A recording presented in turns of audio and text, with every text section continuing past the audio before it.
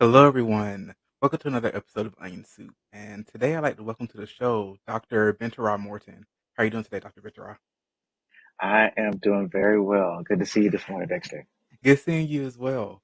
So, your PhD is in educational theory and curriculum. So, my PhD from Louisiana State University is in curriculum and instruction with a focus in education, elementary education, and curriculum theory. Interesting, interesting. First, tell us a little bit about that and what that is exactly. That's a good question. Somebody joked with me when I said I was going to get a doctorate. They said, "Oh, you get that PhD piled higher and deeper." And I was like, "What does that mean?" But my focus is in how do we design curriculum for our students. Um, so let's go back a little bit. I had the choice. My background is in education leadership. I was a campus principal doing things in that area, and I thought that there was a gap in my knowledge when it came to how to really function as a school instructional leader at a campus.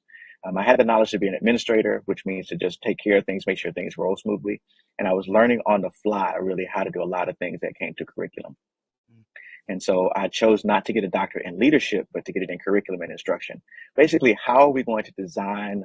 How do we pay attention to what's being designed for our students to be able to learn? And then how do we make sure that happens in a classroom in the long run? How do we instruct what we've designed along the way? And so I focused in elementary education because that was the area that I'd worked in for a period of time. And that gave me some basic pieces of how to do foundational pieces, learning like how do you look at hidden curriculums? How do you look at who designs the curriculum, who has the power to design the curriculum, and then what they do to impose those things on them. Does curriculum become a part of acculturation, or does it become a part of how do we do to work on a pluralist society? And so I focus on those areas. And then curriculum theory, the last part of it goes into how do we theorize potential solutions for us to do so. And so that's kind of what curriculum theory is for me as I look at it, my doctorate in curriculum instruction with a focus in elementary education and curriculum theory. Interesting, interesting. So, as an educator and an individual who actually develops curriculums for others, what would you say to the reason on why we don't talk about spirituality and metaphysics in the classroom? I think if I can be truly candid with you, that's my goal today, is we don't want to. We acknowledge, not we as a being, but we have been taught through so many ways that our spirituality is a hoax, and that is hokey or woo woo and all these kinds of things that are ideally negative in our society. And if we are kept absent from those pieces of who we are, then we're able to be enslaved, if I can, Mm, through the educational systems, through these things that are there. We think about all this, many of the spiritual practices that we see around us. People don't do, and not because they are wrong, but because we've been told they're wrong. mm, Like you're told that we say it all the time in some religious sects that, oh, we see a baby and like, oh, that baby's been here before because they're acting so deeply in, they come in with the maturity as a kid that's uncanny, unnatural. And me saying that, oh, that baby's been here before is a note or a nod to reincarnation.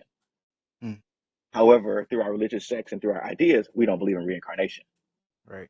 And so it's the underlying pieces of the spirituality are there. I see that in education all the time. If I really connect to the spirituality that's there. But let me go back a little bit further though. What is the true purpose of education?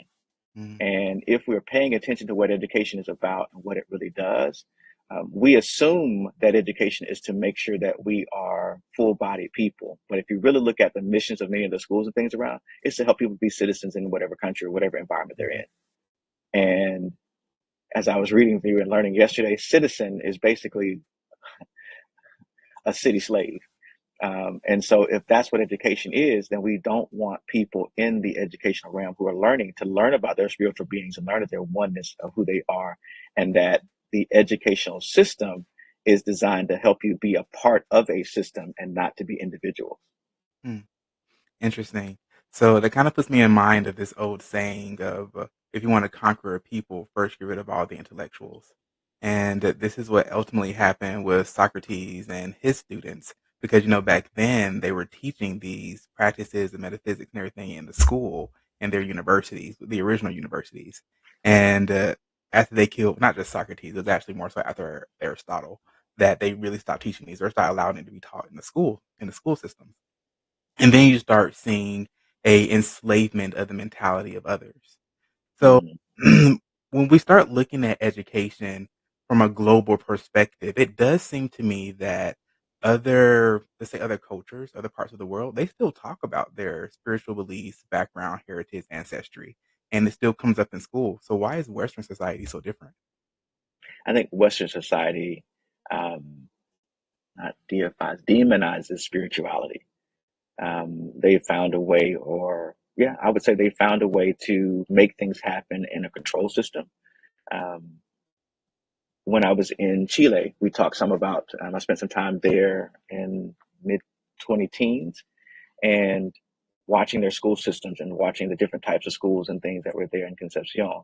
It was a beautiful experience because I was able to contrast what I had seen in K-12 education in the US and then see what I was seeing there. And they had some similarities, but there's a gap. There's a phrase, I think it's we've come through, but basically they are together, and watching some of the spiritual practices in the festivals that they practice at school, like having a fire pit going around and talking Mm, about how they connect to the ancestral beings and bodies that are there. If we connect to the ancestral bodies and beings that are here, then we have to dispel the myth and the lies about who are our ancestors and who are the ancestral beings of this continent, of this land, in this part of the country. And I don't think we're ready to do so. I don't think we're ready to justify the enslavement, the genocide, the things that we did to have this country, the United States, that are put in place. And all these things are in the history books that you can find. They don't even hide this part. They just talk about, they change who the people are along the way. And yes. so connecting to that land and connecting to the spiritual beings and spiritual bodies of who are here, I don't think we're ready to have that conversation. Mm. Not at least on the main front, because it changes what our focus is in education. Wow. While you were talking, the first thing that came to mind, I know somebody's going to bring this up, is well, we have the separation of church and state. So, what is the separation of church and state, and is that really a true separation that we have in our country? So the assumption is that the state, when I understand the separation of church and state, that the state cannot identify a specific church or religion or belief system as a whole. So we are not a Christian country. We are not a Buddhist country or a Muslim country. So we don't have that piece. That is a separation of church and state, which means that I cannot enact laws, not say that because we do that. I cannot say that this is a specific state, almost like our language in this country. We are an English speaking country, but not by law, by practice. And so we are not a Christian country by law, but by practice. And then so that's that part of church and state. But if you really think about it, there's no separation. If you separate you from who you are, then are you who you are? We bring those belief systems into place. We look at the abortion policies across our country right now. That's not based on thing. It's based on a religious belief. Mm, And the religious belief of, thou shalt not kill. If I chose to move away from that religious set of laws, then what does that mean for abortion? Many of our laws are based on a Judeo Christianity mm, idea of what law should be. They mm, don't tap into, and they're watered down so much that they're not even connecting to the universal laws at all. mm, So is there a separation of church and state? As long as we have people running the state, there's not a separation, mm. unless those people are themselves separated from church or whatever their belief system is. Interesting. You mentioned the universal laws. So, say in such as in higher education, I understand why you can't do this in earlier education, such as elementary school, middle, high school. But in higher education, what would someone need to do as an educator if they want to start uh, teaching these practices, these ideas, these concepts in their classrooms? I would imagine that you would have to just simply create the class. Mm, at the same time, for me, so my current role is as the university professor in education leadership. So I'm an associate professor in education leadership, and I teach things about education leadership. I can teach anything I want to as long as it's related to education leadership. Mm, That's where my protections go away. That's where my tenure is connected to. If I'm doing things that are in line with the curriculum that's designed for me, so I can create classes about education leadership. I can go on the fringes of where it is as long as it's related to the education leadership along the way. So if mm, I have a content in that area that I'm interested in teaching about the spirituality, then I need to be teaching in an area that it is close, that it's related to. So I can create the course about it along the way. Um, in our doctoral program here, we can create courses. I'm actually finishing up changing up one of the courses that we've changed now, and we took it away from a dissertation to a culminating project. So it changes the way it ends, and the university is like, yes, that works. Let's do it mm, because we are the experts on the content, but I'm not going to be an expert on content about spirituality if that's not the area that I'm working in. Now, if I were hired as a spirituality teacher or as a teacher of religions or a teacher of beliefs, I could do it some in the mhm, theories mhm, as I'm talking about different theories along the way. It's like, are these belief systems and talk about those belief systems? But that's not the focus of the program that I'm a part of at the present moment. mm. So, as you teach individuals to become leaders in your leadership programs, do you think that it would be more of a positive impact, or have you seen any impacts of people of different backgrounds trying to integrate their, um, let's say, cultural beliefs into their practices as leaders? So I would say for me, I believe that diversity is our strength and diversity of ideas, diversity of thought, diversity of experience, diversity of whatever area that's there. And actually, when I Mm, talk about diversity, I rarely define it as one specific thing because it's each place. I want to prepare leaders to be transformational in their area. I mm, want them to be research informed and I want them to be focused on the practice of what they're doing. And so, in doing that, my research focuses on in that realm focuses on what leaders do to meet the needs of diverse populations. And I don't define what diverse populations is because each leader that comes in is going to work in a different population. mm, And so, I want you to come in and be able to take the information that you've gathered from me, from the text that we read, from the things that we challenge, and I want you to leave thinking about things in ways that you had not thought about them before. mm, And doing that involves everybody in the room being an expert in their own specific area and allowing me to simply facilitate the conversation to help you to challenge the way you're thinking. My mm, goal is to help you stop being the roadblock in the mirror that prevents you from engaging with students in academic excellence in their area simply because they are different from you. And mm, so for me, I value the idea of looking at your own pieces, bringing your own experiences, bringing your own ideas, but not allowing those ideas to prevent you from engaging with people whose ideas are different from yours. Interesting. That sounds really challenging to navigate. I mean, you have a lot of different people, I imagine, from really just different parts of the world coming to you, and you have to control the conversation. So, how has that influenced or impacted your own personal beliefs and ideology? So it gives me an opportunity to challenge my beliefs and ideology. I think that's one of the things that we should do as we grow. If I were to believe the same thing I believed when I was 10, when I was 20, when I was 30, when I was 40 even, then what kind of growth has that been? And so I want to continue to challenge and interrogate everything that's there. I was taught as a kid that you hear, you ask questions about things. Now you ask questions respectfully, but you ask questions about what's going on. I learned later that I should ask questions, and I don't believe when you tell me the answer. My wife tells me frequently, "You don't believe fat meat greasy." I was like, "You're right.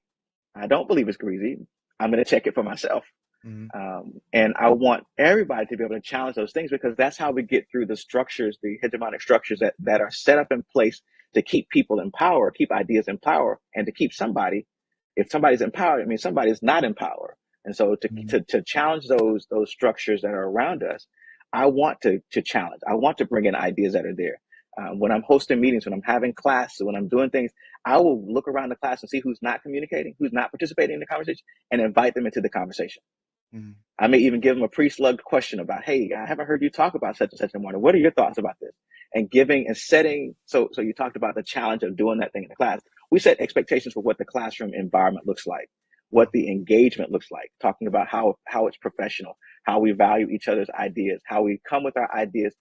We come and be present in this environment together at one time. mm, How all of us is stronger than one of us or all of us are smarter than one of us. How how we are enjoying a silence. So if we're working on something silently, that we don't distract the other people around us. So we set ground rules for how these things happen, and then we walk about how do we engage those bodies that are there. Ground rules, even including if you are hearing your voice too much in this conversation, then be quiet, let somebody else hear. Let Mm, somebody else's voice speak up. We set mm. a pattern that you write down your ideas before you start to share them out loud, so that you have a chance to think through and process what my ideas are. And students don't ask the question, oh, they took my answer, or I have nothing to say. No, we set up a pattern of what happens. And that's the practice that we do throughout our program, or throughout the courses that I teach. Actually, Ooh, not just the courses, everything that I do it that way. wow. I have a really interesting question, but before we do, we're going to take a quick word from our sponsors.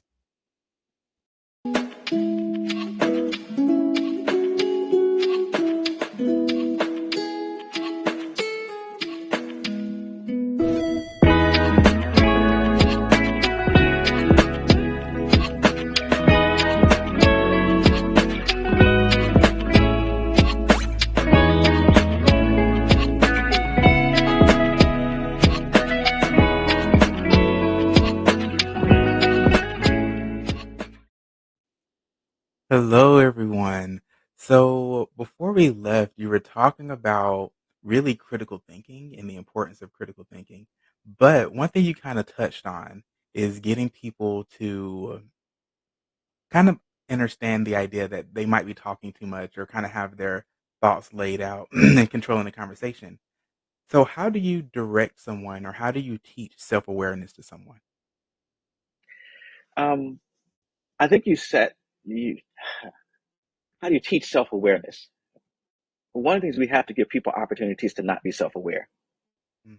What do you And mean? you put them in environment. You put people in environments that challenges your awareness that's there. I may say in a classroom, okay, I haven't heard from everybody in the classroom. Or if I really need to, I will say, okay, I've heard. If you've already said something in the class for the first half of class, I'd like you to take a seat back for a moment, and let's hear people we haven't heard from before.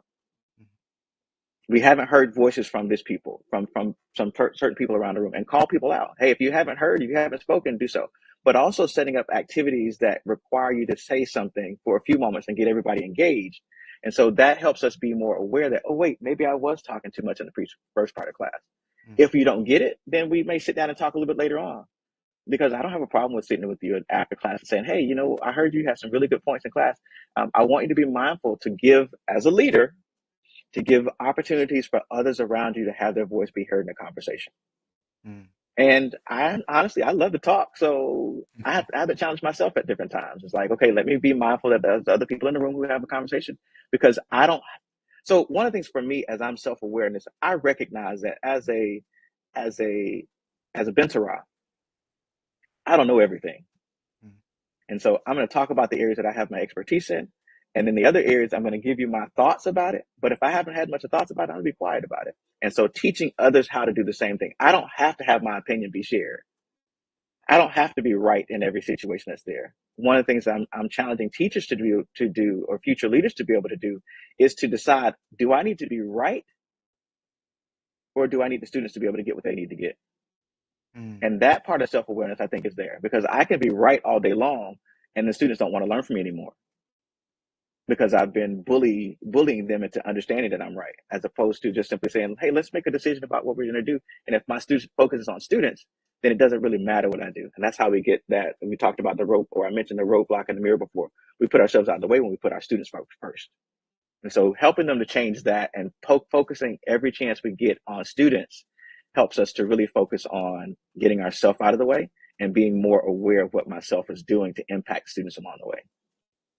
interesting, interesting.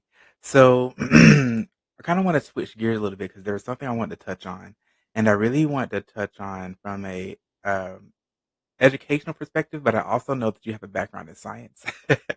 So, when we look at the nature of reality, how would you, I guess, discuss and teach the nature of reality from a educational and professional perspective? So if I think about what reality is, um, reality in some forms, from my perspective, can be a social construct. It's what we believe is there. If I go back to Descartes and I think, therefore I am ideas, we think, therefore we are in a simple place. But challenging what reality is for me, um, the critical thinking Mm, and the challenging what's around you. So I come from a post-structuralist idea. My framework is I see a structure and I wonder who's left out of that structure. mm, And so I encourage people to think about things from this thing.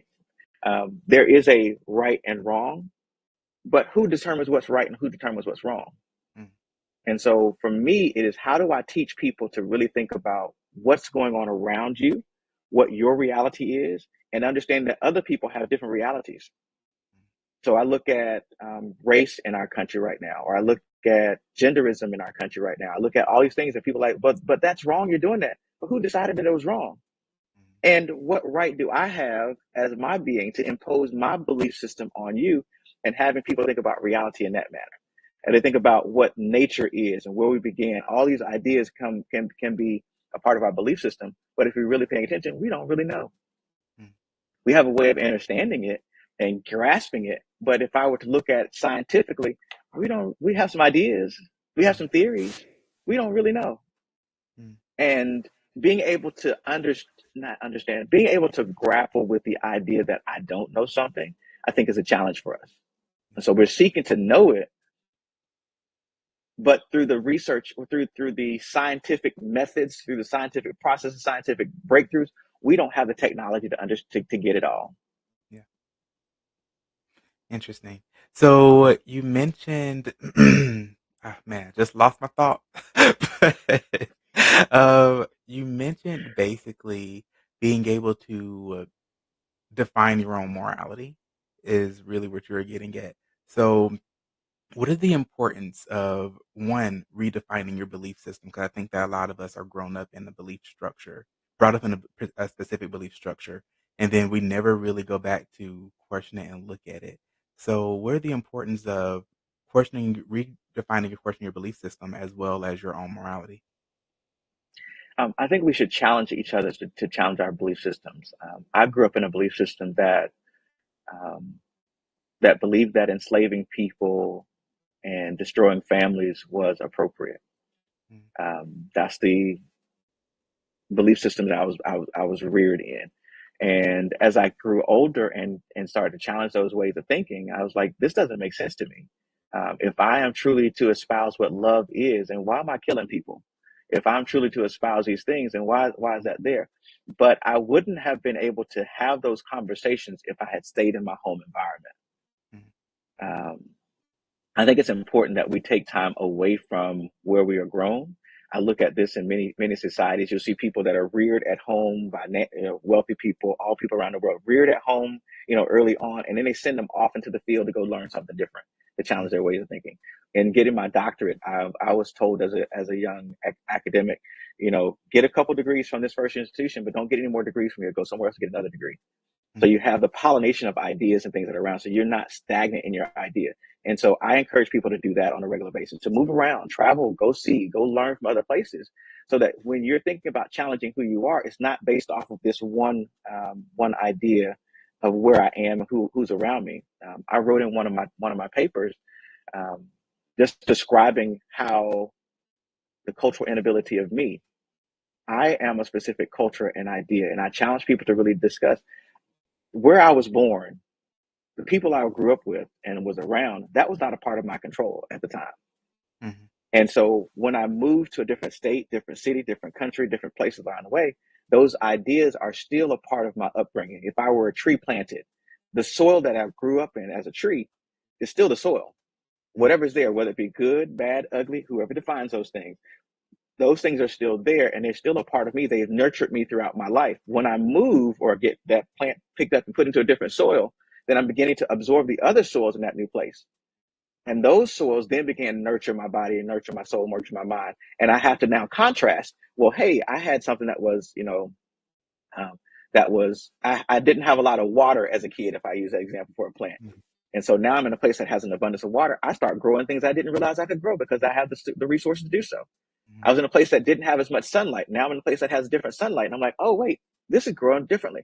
And so we challenge ourselves to think about how do we interrogate those belief systems and how they stand up in places where we are with people who don't believe the same way we do, Mm, who can challenge it, who believe differently. And back to that diversity piece of it, if I want people to challenge it, I think there's a value in challenging who we are, mm, at least because, I mean, you work out. If I don't lift enough weights today to push my muscles to where they're a little sore, to a little mm, bit there. If I don't read enough today to push my knowledge to where it's like, hey, it's challenging me there, to call the zone of proximal development. If I don't get past that +1 to get a little bit further in, where it's not too hard for me to do, but it's just enough for me to say, you know, I can get this, then how am I growing? I mean, I'm pushing a rock, I'm pushing a rock, I'm pushing a rock, and it's building muscle. By the time I finish pushing the rock's actually moving up the hill. Where in the beginning I couldn't move it. And I think that we have to do that in life of challenging each other to think about who we are, where we are, to better ourselves along the way, and putting ourselves in rooms where people are, if you want to say, more intelligent, who simply think. You mm. know, I've heard the phrase people say, great minds think alike. And I was like, no, they don't. They don't think alike. Great minds think, Yeah. period. You know, but if we are not in a room where we have thinkers around us, then we're sitting there doing the same thing over and over again. And we're stuck in a rut. Mm. And a rut is simply a grave. Wow. I love that. And I love the idea and concept of viewing yourself as a tree and or any plant, any flowering, fruiting plant. And the more nutrients and different types of nutrients you give that, the more ripe of the fruit you're able to bear. So if that fruit is your spirit and your knowledge, then how ripe and how rich and how sweet do you want that to be? You know, and I agree with the whole idea of great minds thinking alike. No, I don't want to be the you don't want to be the smartest person in the room. You know, you want to surround yourself with people of different backgrounds, very diverse, and be able to ask them questions. Because if you're not learning, how are you growing? But that's pretty much all the time we have for today. Do you have anything you want to leave the audience before we go? Wow. I'm just excited for the opportunity to share some of these ideas this morning. I think one of the things for me is how do we let me encourage people to challenge who they are, to not be stagnant. When you have a belief system that's been fed, given, learned along the way, to continue to interrogate it. Don't it is a belief system, and beliefs change Mm, until we get to a place where we begin to know certain things that are there. As we're learning who we are spiritually and knowing that, hey, this ain't right. And if it's not right, ask questions. And if you're not getting the answers that are responding to your soul, to your being, then ask different people, mm. and find a surrounding, a place that you can be there. So that's what I got. I love that. I love that. You know, when the student is ready, the teacher will come. All right. Well, thank you everybody for tuning in, and thank you, Dr. Benteroff, for coming on the show today. Have a great one.